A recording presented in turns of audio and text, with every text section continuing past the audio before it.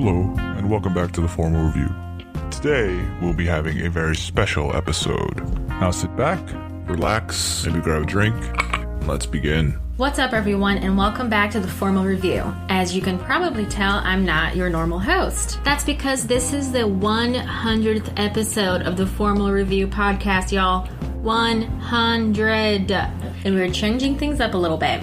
Hi, I'm Victoria. You can call me the future Mrs. Formal Review. That's right, folks. He's engaged. So in this episode, I'll be interviewing your normal host, my fiance, with questions from me and from you listeners. So hopefully we can get some information out of him that you've never heard before. Hopefully I know most of this. If not, we might have problems. So stay tuned.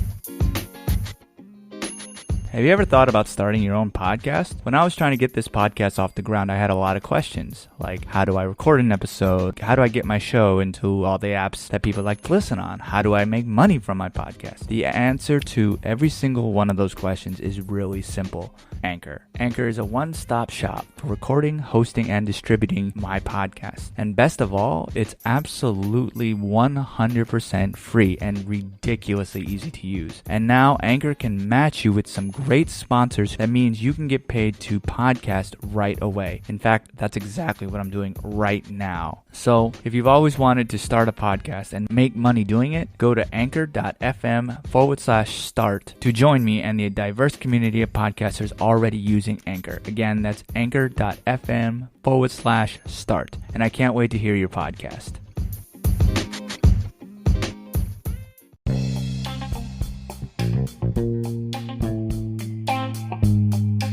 All right, starting with the podcast. What made you want to start the Formal Review? Well, I just really like movies, as you know, and honestly, you get annoyed when I talk to you too much about them, so I always feel that I need to say what I want to say, my interpretation of a movie, or why I like something, and sometimes there's not always somebody there to talk to about it, so it's just nice to be able to put it out there, whether that's through written or otherwise. As you know, I originally started a YouTube channel, which ended up being too stressful on my life, and I wasn't able to do everything regarding that. Salute to anyone who does do that. So I had to switch it up, so I started doing written stuff, and then eventually just started doing the podcast, which obviously has opened up a lot, especially during COVID. So you're telling me that I'm the muse and the reason for the podcast? Should I be getting paid for this? I'm not getting paid for it, so yes, I will pay you. Yes, you can have a percentage of $0. Do you hear that, future sponsors? We need money so he can pay me. The inspiration for the podcast.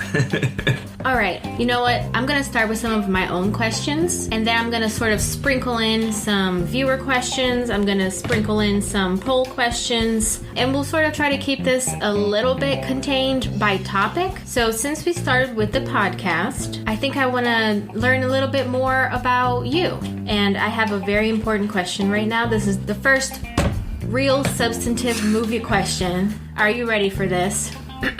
Edward or Jacob? I guess Jacob. Mostly because... No, that's okay. You don't have to... Hopefully we have not lost any viewers. That was a joke. I have a reason for it, though. You reacted to that a lot better than you would. I was expecting you to roll your eye and get up and end the interview. No. And I would have been here trying to explain how I don't understand movies to your viewers. So it's probably good that you didn't that you didn't get up. Do you want to finish the question, though? Because you seem like you actually I have an answer. So I don't like the Twilight stories, pretty much. But it's cinematic gold, man. For laughter. I actually watched the first one on an airplane, and I was laughing so loud that the flight attendant told me I was being too loud.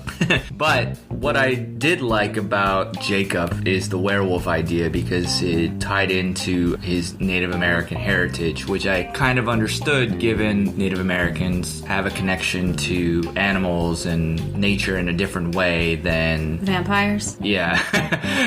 So I liked that aspect of it. And then again, I mean, one is not a toxic relationship. One's actually a good guy versus the other one. Well, I think that's a little bit debatable, seeing as how later on you find out he really wanted to get with her kid. Yeah, that is a little bit iffy. But I mean, he didn't know that he had imprinted on her future embryo, or yeah, I wouldn't know. It's not like I read all the books in high school. Or anything. You're still marrying me. So. Yeah, but yeah, I would definitely say because of that heritage aspect, I would say Jacob. Otherwise, I could care less. I see.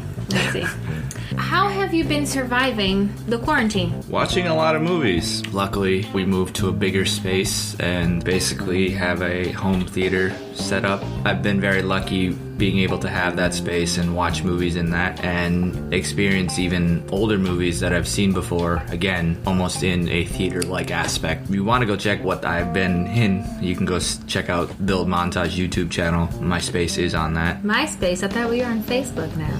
Huh? You said MySpace is on that instead of... Oh.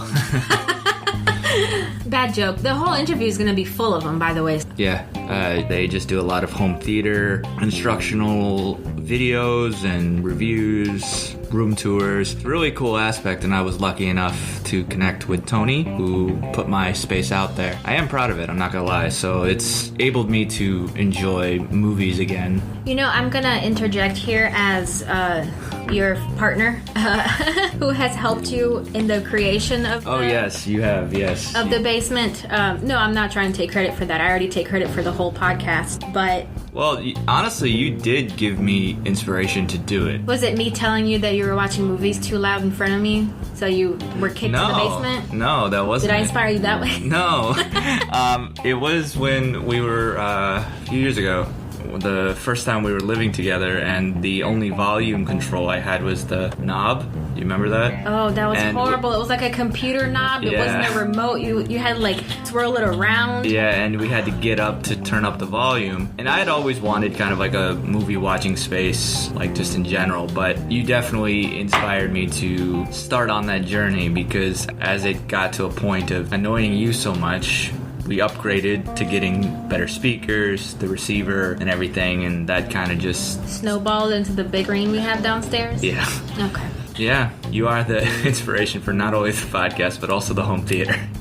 You know, since we're talking about me being your inspiration, I feel like I should sort of let the viewers know a little bit about how in love with movies you are. I mean, not only do you obviously have the podcast and you've got the home theater set up, you're constantly watching movies and discussing them and sometimes getting in kind of heated arguments about them, but you also brought movies into our personal life and our relationship in a very interesting way. Oh yeah, how I proposed.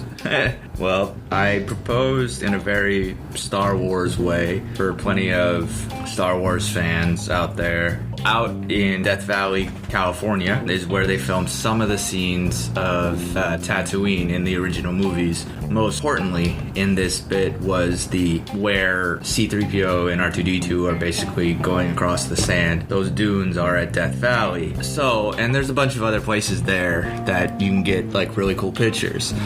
Me being nerd that I am, I would have obviously done some of those things in general, but I also used that as a way to hide my motives of the proposal. And at the end of the day, after taking pictures here and there, I eventually led you into believing that I just wanted to get a video of me doing Princess Leia to Obi-Wan Kenobi speech, and instead of "Help me, Obi-Wan Kenobi, you're my only hope," I replaced that with your name, obviously, and asked, "Would you marry me?" And what did I say? I think the exact words were, "Oh my god, you're such a nerd. Of course, yes." Yeah. Something like that. That's not all the Star Wars. Oh yeah, and also the engagement ring has the Rebel Alliance symbol on them. Yeah, and the case that you held it up in was... and instead of R2-D2 giving the message out, I used an R2-D2 to hold the ring. It was very sweet. So to all of your listeners who have girlfriends who like Star Wars and don't mind how nerdy you are, here's an idea. Yeah, I guess. I might get some angry women telling me they don't want Star Wars themed proposals, but I honestly loved it. And not so much anymore because due to quarantine, I'm only inside the house and you're the only person who sees me. But, you know, before 2020, people have noticed the Rebel Alliance symbol on the ring and commented on it, which has been really fun. Let me ask a little bit more about you, because this is fun, getting to know Andre. Mm-hmm. You're into movies, you're really into me. We have a dog. What is your favorite movie about dogs? That's a good question. I gotta say, I guess it's a classic, but it's sad, but it's a good story. Old Yeller. Best dog on dog in the West. Okay, that's a good one. That's a good one. Mine is Snow Dogs. Oh, sure. You'll roll over for anyone who pour you a bowl of slump. I like that one too. That's such a good movie. Yeah. I mean, it's really silly. What is your favorite animated movie about dogs? Yeah, All Dogs Go to Heaven, I would say. We're getting real specific here, Yeah. folks. Okay, what is your favorite dog movie in which the movie surrounds a Beverly Hills Chihuahua? I have no opinion on said things. So it's not Beverly Hills Chihuahua? No. Talk about snubs. Okay. Alright, I'm messing around. Since we're talking about your favorite dog movie, I suppose we should segue into, I'm gonna ask you about your favorite movies, and because you're too into movies, you can't pick just one. Let's talk about your favorite movies in each genre. Are you ready? Yeah, sure. Okay. Starting with the most important, what's your favorite comedy? So I guess comedy, I think that there's obviously a lot of classics, but given the amount of times I've rewatched it, and I would say my favorite comedy is Anchorman, Legend of Ron Burgundy. I don't know how to put this, but I'm kind of a big deal. It's a good one. I thought you might say Pineapple Express because we've seen that one a lot of times too. Yeah, we've seen a lot of that. It's No, just Anchorman yeah. that's a solid, that's a respectable answer. That's the only genre I care about, so we're not going to ask the others. No, I'm kidding. What about your favorite drama? I think I would say Malcolm X, the Spike Lee movie. I really like that one. Oh, here's an interesting question. Is it pronounced biopic or biopic? Yeah, this is one of the questions I always ask guests too. Oh, really? Yeah. We had a huge debate about this. Yeah, to me it's biopic, but apparently there are people out there that say biopic. I don't know. But, To each his own, I guess. yeah. What is your favorite sci-fi? I would say I think Blade Runner. Which one? The original, but the final cut of it. Okay. What about romance? I mean, now that we're coming up on Valentine's Day. That's right. You gotta get me stuff for Valentine's Day. It's the dog's birthday. We don't care about Valentine's Day. Yeah. It's called Titanic. No, it's not Titanic. That's for sure. That's my favorite romance. You haven't asked me any of my favorite movies. But you haven't been a guest on my show. Well, I'm not a guest. I'm an interviewer. Right. Next time I'll come back as a guest. I think my favorite romance is Ghost. I know you don't. You think that movie's cheesy, but I like that movie a lot. Ghost. That movie's so cheesy. You cried with it, so Yeah, but to be fair, I cry at like everything, movie-wise. that means that the relationship that they built in the movie affected you enough for you to cry, which means it's a successful romance. Whether or not you admit it, it was a successful romance in that way. Moving on. Tell me about your favorite Western. Western. Or Eastern. Could be Northern. I mean, there are obviously the classic ones, but But what's your favorite? yeah, but my thing is with Westerns in general is that a lot of the classic Westerns are based on Japanese movies, so I'm not as big into them, but I would say the one that I've rewatched the most, I would say is 3:10 to Yuma, which stars Russell Crowe and Christian Bale. Okay. I don't think I've ever heard of that movie. We have it.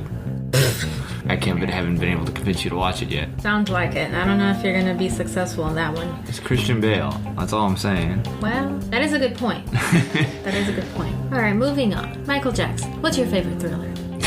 I had you there for a moment. Yeah, You're like, you Michael did. Jackson. What? I was like, what are we doing here? See, the thing is that there's such like a back and forth between thriller and horror movie. I will ask about your favorite horror, so feel free to pick one for thriller and one for horror. Yeah, it's obviously very modern, but I would have to say Prisoners, which you've seen and you like. Oh man, I do not remember. What is that? It's the one with Hugh Jackman, Jake Gyllenhaal. Oh, where they like kidnap the girls? That one, yeah. Okay, I have seen that. Yeah. That was good. Yeah. What about horror? Well, arguably I would say Alien falls in that, but you could technically also put that in sci-fi. But I would say that if I could combine the two, but if not, and calling very specific horror movies, personally, I would say a movie that like honestly like has scared me to this day, and still I get creeped out by it, and I don't know why, but and I like it a lot for that reason, is the original Omen movie with Gregory Peck. I know I'm never gonna convince you to watch that one, but No, thank you. yeah. For all the listeners out there who don't know, I'm a big scaredy cat. I don't like scary movies. So that's another thing poor Andre has to do by himself is watch scary movies because I refuse to. I don't mind watching those by myself. What is your favorite action movie? Action, I guess that includes a lot of superhero movies and stuff, and I could go off on superhero movies, but I think I would say Heat, I think. The Sandra Bullock movie? No. The one with Robert De Niro and Al Pacino. Okay. Since you brought up superheroes, let's talk superheroes. Marvel versus DC. Where do you stand? From a comic book standpoint, I would say DC all the way because they have a lot more compelling superheroes. Having said that, the movies, well, live action movies for DC aren't as compelling as an overall comment on. However, I mean, there's obviously exceptions to that with obviously Batman Begins and The Dark Knight are obviously really good. But I would say that a lot of the Marvel movies are, whether or not you think that they're generic in some ways, they're still made extremely well. No matter what, if you like a certain character or not, the movies themselves are made extremely well, and their stories are a little bit more compelling than DC in general. Having said that, DC's animated movies are much better. So speaking of animated DC movies, I think you know what I'm going to ask you. And actually, this was a question from Mikey from the Big Screen Breakdown. He asked, why is Batman Mask of the Phantasm the best Batman movie? Well, this is something that I'll stick to pretty much for the day I die, and thanks Mikey for the question. The reason is simply put, what movie represents who Batman is as a character in the best way? And Mask of the Phantasm represents that. It has every single aspect of who Batman is as a character. Is this the biggest movie out there? Is it the best made movie out there? No. The Dark Knight is arguably the best made Batman movie. However, it gets maybe 60% of the character right. And there's some dumb choices that the character makes. And it's a compelling movie, don't get me wrong. I love the movie a lot. But as a Batman movie, it's not really that. Would you say it's more of a Joker movie? Yeah, honestly. And in addition with Mask of the Phantasm, the DC animated movies that I was originally talking about was most of them are direct to DVD or streaming or whatever. This wasn't. This had a theatrical run, and if there's a comparison to be said that the Spider-Man Into the Spider-Verse is the best Spider-Man movie, if you can make that argument, you can make the same argument for Batman Mask of the Phantasm. It had the exact same thing. The marketing was just pretty awful for it back then, and it is a compelling story. It's a detective story. You learn of new characters, but yeah, anyway. Who's your favorite Joker? Well, I would say it's Mark Hamill, because he is in Mask of the Phantasm. Now, if you would to say live action Joker, I would have to say I think Heath Ledger's version is definitely the number one, but Joaquin Phoenix and also Jack Nicholson's versions are up there just as much. I agree with that. How long ago did you see Batman Mask of the Phantasm in the movie theaters? When did that come out? That came out in 92. I didn't see it in theaters, but it is a theatrical release movie. Oh, you were a little bit young then. Yeah, I didn't go to the movie to see it. Okay. But it's still a theatrical released movie. Okay. So now I'm gonna go through some more questions that were sent in to us. Sam asks, what is the best character flaw you've seen? So I guess the best character flaw, I guess, is self-destruction in a way, where a character just basically, no matter what they do, and their entire arc is basically just this complete downfall, and it's not really due to anything else but themselves. Essentially destroying their life. Mostly, I would say, in Martin Scorsese's Raging Bull. That story is the perfect example of that. Sam also asks, what is your favorite trope? I think my favorite trope is the tragic downfall storyline, where somebody starts off in such a positive aspect. If you look at The Godfather as a trilogy, that's exactly what that entire story is. It's about somebody's fall from grace. And whoa, spoiler alert. I don't think I've seen the third Godfather, have I? You haven't seen the second one? Oh, I've only seen the first one. Yeah, I mean, but that's the story. It's this idea of how a character starts off so high and then just kind of over the course of the movie has the tragic downfall. I find that's such an interesting story aspect. Now, is that because the character in some way maybe deserved the downfall? Like maybe they let whatever success they had get to their head and they kind of acted accordingly? No, it usually when somebody's trying to, like in The Godfather, the whole idea is to legitimize the family business coming from obviously a crime. That's something that his father wanted, and he's still doing that. But there are... Wait, so they try to get away from the mob crime scene? Yeah. That's actually a spoiler! You've seen the first one. Bro, I don't remember. Well, see, that's not my fault if you don't remember. Sorry. But, so you think that they're going to be able to do this, and you put all this investment into this character. You want them to succeed, and then in some ways, some characters like this, not just with The Godfather, sometimes they do, but they sacrifice so much to do that. And in the end, it may not be what they wanted. And so it's, again, it goes into a very simple idea. It's of the grass is greener on the other side, but in Godfather specifically, you coming from crime and trying to be legitimate. What is legitimate? And yeah, there's a lot of complex ideas that goes into this, and that's why I like it a lot. Okay. That's real deep and tragic. Yeah. So, let's move on from that. Andre Hutchins from Backseat Directors asks, what movie series or franchise is your favorite to marathon? Fun fact, you actually run marathons. Yes, I do. Do you ever tell your listeners that? Not often. You do movie marathons and real 26.2 mile marathons? Yeah. How many have you done now? 4? 5, I think. That's too many. Well, thanks for the question, Andre. There's obviously Star Wars is up there, Lord of the Rings, Planet of the Apes, Godfather movies, but all of those, I would say, are so long. It is hard for me to always want to rewatch them because I feel that I need to rewatch the entire thing, and that does take time. So, Harry Potter can just go f himself then.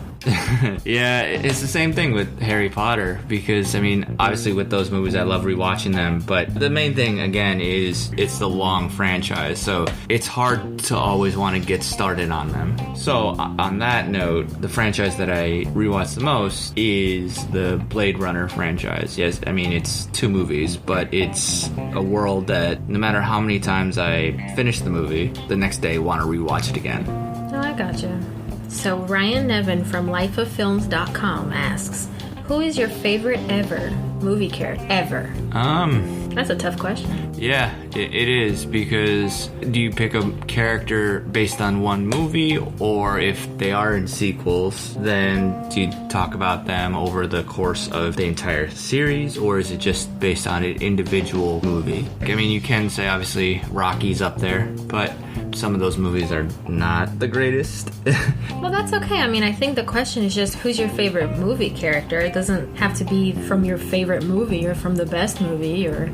I would have to say, because I mean, this is what I like is, and I'll go back to it, like I said already, it's Michael Corleone, because I just love his story. It's tragic, but I like that a lot, and I mean, that's not an inspiring character by any means, but if you mean more on the inspiring aspect, I would say... Cusco from Emperor's New Groove. Boom, baby! No! You threw off my groove. That's your favorite, I think. It is. Yeah. That is my favorite movie character. Yeah. I think, it's kind of cliche, but Mr. Keating from Dead Poet Society. Words and ideas can change the world.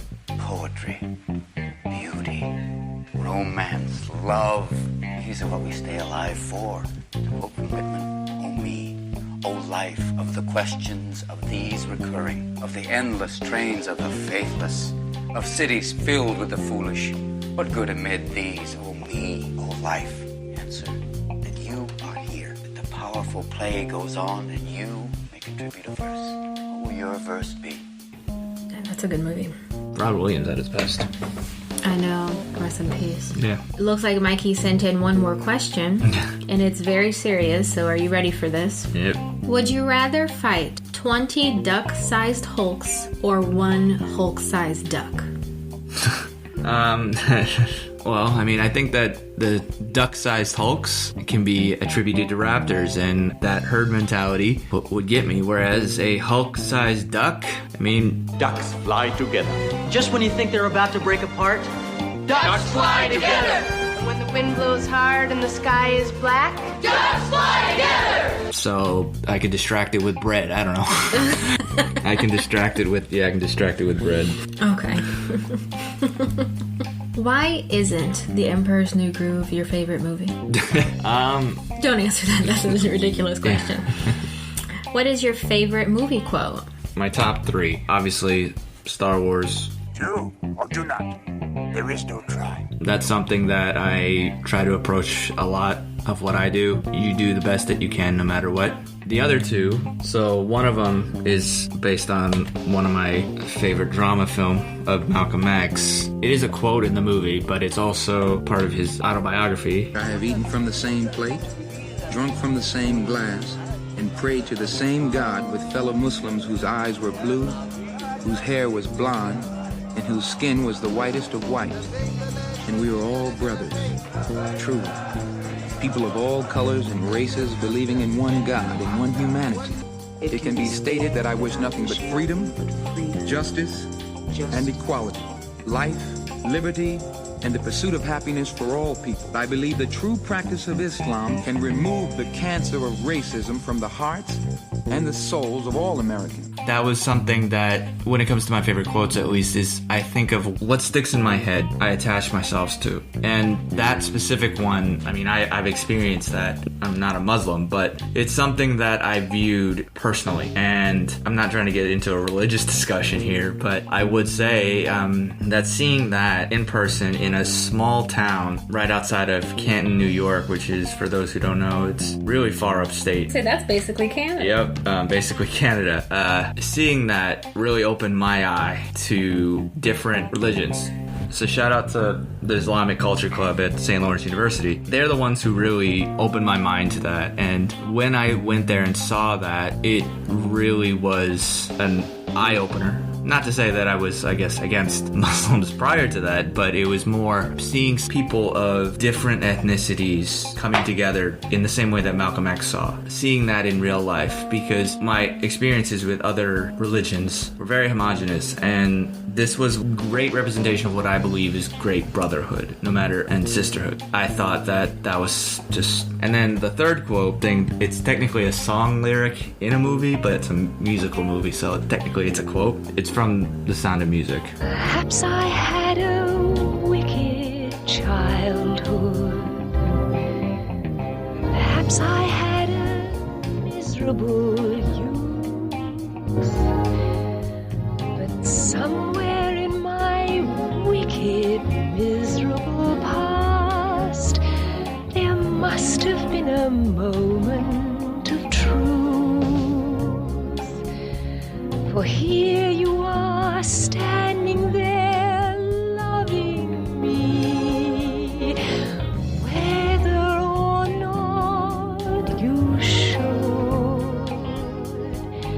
So somewhere in my youth or childhood, I must have done something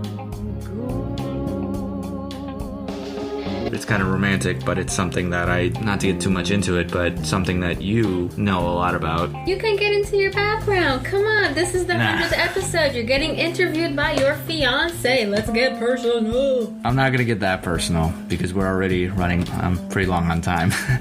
But in short, I had a very similar childhood, and obviously that makes me appreciative of where I am now. Because back then I wouldn't have said I would have gotten to where I am today. So looking back, it's something that, even though it is traumatic, it's something that obviously had shaped who I am and ended up got me to where I am today. Which is with me. Exactly. Yay! Now that you've buttered me up with all that romance, we have one more poll question. Actually, before the poll question, since I mentioned butter, do you like your popcorn buttered? How do you eat your popcorn? When the movie theaters were opened, I definitely put butter on my popcorn, yes. Oh, back when they were opened. Okay. We'll come back to that in a little bit. Back to the poll question. What are your top 3 movie scenes? Sex scenes don't count. Yeah, I wouldn't have counted those. But I would say that my favorite scenes, one is in Blade Runner, which is the Tears and Rain scene. I've seen things you people wouldn't believe. Attack ships on fire off the shoulder of Orion. I watched sea beams glitter in the dark near the 10-house gate.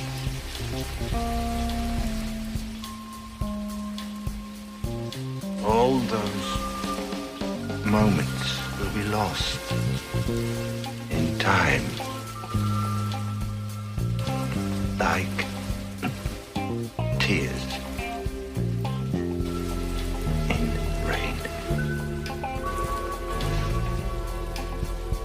There's just so much meaning to that scene when it comes to humans, and when you think about how big the galaxy is. Then my other one would be in Jurassic Park, when you see the glass. Oh, that's shake. a good one. I love that bit. Classic. Yeah.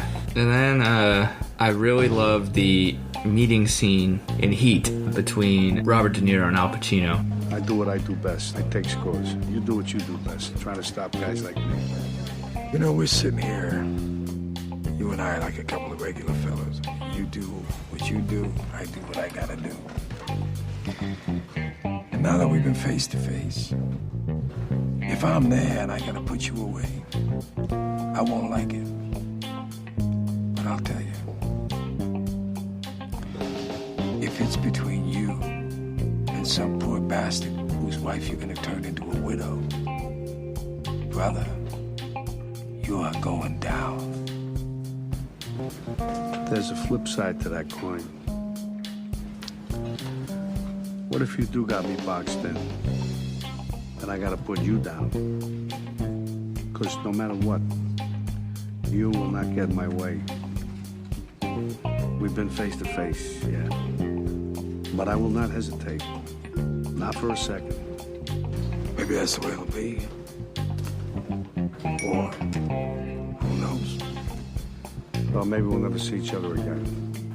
It's just a great confrontation of two men, the protagonist and the antagonist. I do what I do best. I take scores. You do what you do best. Trying to stop guys like me.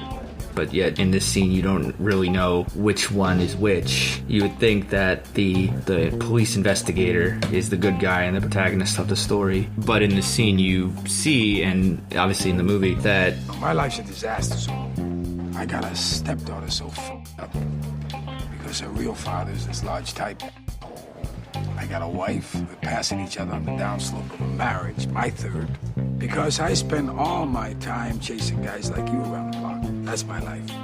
Yeah, I really love that scene, and two equals sitting down and talking to each other. A guy told me one time, don't let yourself get attached to anything you are not willing to walk out on in 30 seconds flat if you feel the heat around the corner. So you never wanted a regular type life, right? The f*** is that? Barbecues and ball games? Yeah. Interesting. Now if I may come back to the present and movie theaters. Yeah. What are your thoughts on the future of cinema? I'm worried, honestly, mostly because you have obviously the coronavirus, which brought down a lot in the movie industry, and how are things going to reopen, because obviously movie theaters were struggling prior to coronavirus, and then now it's hard to imagine even going into a movie theater with that many people ever again. We may have that in 10 years, but are theaters going to be able to hold off that long? I don't know. And even though like I said, I have my own theater space, going to the theater is still a great experience. Yeah, it's like something magical about it. Yeah. When we went to go see like Endgame, we saw that with, I think it was like total of maybe 6 of us that went all together, I think. And then the theater was packed. There's a video online of like people cheering when everyone shows up at the end. We had the exact same experience. Yeah, well, we also saw it on opening night. Yeah, that's something that you only experience in theaters. And then when I went and saw the new It movie for the first time, at certain bits, like people were jumping and yelling and screaming. And these are types of things that, like, yeah, you can watch a movie at home in this really great space, but it's also about the community that goes to the theater. So I really hope that theater business can continue on past COVID for that reason alone. Streaming is convenient for sure, but it's not the same. Even like arguably movies that you should see on the big screen, and that will honestly make you appreciate the movie more. You look at obviously like Mulan or even Wonder Woman 1984. There's some people out there who did rent out movie theaters to go watch some of those movies, but I do think that if somebody's watching those movies on a 55-inch television screen or smaller, you're not going to get lost in these movies as much. You're going to just watch it for what it is, and that may not give a good appreciation of the movie world, which will then lead to, honestly, people only making movies to cater to that. And then, in my opinion, that will lead to inferior made movies because the industry is just not going to care, and then it's just going to be a lost art, which I really hope doesn't happen, because I really love going to the movie theater. Normally, I would go to one almost every week. With you, with a friend, or even by myself. Yeah. That was our first date. Yep. Movie theater. Terrible movie, but yeah. We saw, for listeners, Oz the Great and Powerful. One with James Franco and Mila Kunis. Yeah. I thought it had a lot of potential. Yeah, that movie, like, I have a great memory of that because of you, not because of the movie. I mean, as a kid, that was always, my go-to date night is you go get dinner, or at the time go to the food court at the mall, and then you go to watch a movie. Like, that was a date. Now, now you, coronavirus aside, but if there's no theater... People are actually going to have to talk to each other. Yeah. Or you have to invite somebody over, and who's going to want to do that with a stranger? They can just go to dinner. They don't have to go to a movie. They can go to dinner or go to a play or... But if you go to a paint night. But if anything, like if you laser tag. If the person sucks that you go on a date with, you can always see a good movie while you're at it. What if the person sucks and the movie sucks? Well, then you won't be dating them anymore. Either way. At least that's how I always look at it. Okay. What are your favorite movie watching memories? Well, that is one of them. What, our first date? Yeah.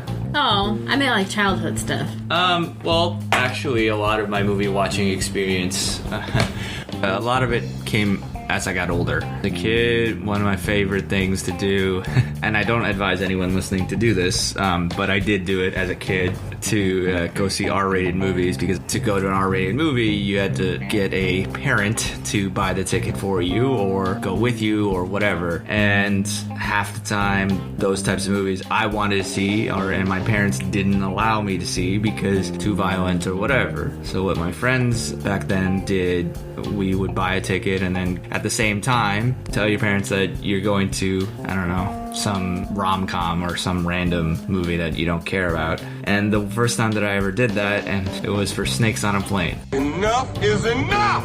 I have had it with these motherfucking snakes on this motherfucking plane! And I do not regret doing that. That movie was a lot of fun to see in theaters. I own that movie still. I think that's a fun movie. And then the most recent one would be when I saw Queen and Slim for the first time with my friend in Atlanta. Thanksgiving Day, we went to this kind of movie theater that you can order like meal and like everything that's brought to you. And we saw this movie, but we were the only two people in the theater. I mean, yeah, you pay a little bit more for it, but it was kind of a cool aspect to hang out with just one of your boys and just kind of go to a movie that you both really want to see, have this really nice meal, and then have the entire movie theater to yourself without obviously renting it out now with COVID. But it was just such a cool experience. Yeah, I have like a lot of memories, but that's just a few of them. That's sweet. Tell me about your biggest guilty pleasure film. There's no holding back. There's no lying. I think the biggest one is Daredevil with Ben Affleck. Oh, man. You should have kept that to yourself. Yeah, I know.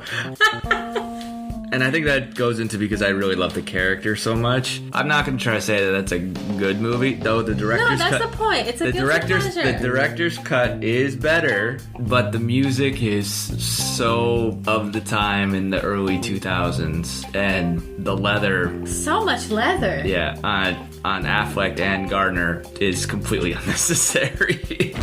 That's like all I remember about that movie is just leather. Yeah. Oh, you know what? Here's a question from The Office. Because I know we talk about movies on this podcast. Well, this is my first time appearing. Mm-hmm. But you are a huge fan of The Office. I am. What is your desert island film? Oof. And it better be Legally Blonde. It's not. And this one, you can only pick one. There's none of this, I'm going to bring 7 movies. It doesn't have to be your favorite movie. Desert Island movies are the movies you're going to watch for the rest of your life. Forever. The movie that's coming to mind a lot is Hook. I don't know why, but that one's coming to mind a lot. Oh, I like that movie. Because if anything, I can get some ideas of how to build tree houses. There you go, being useful. I thought you might say Castaway. Yeah, no.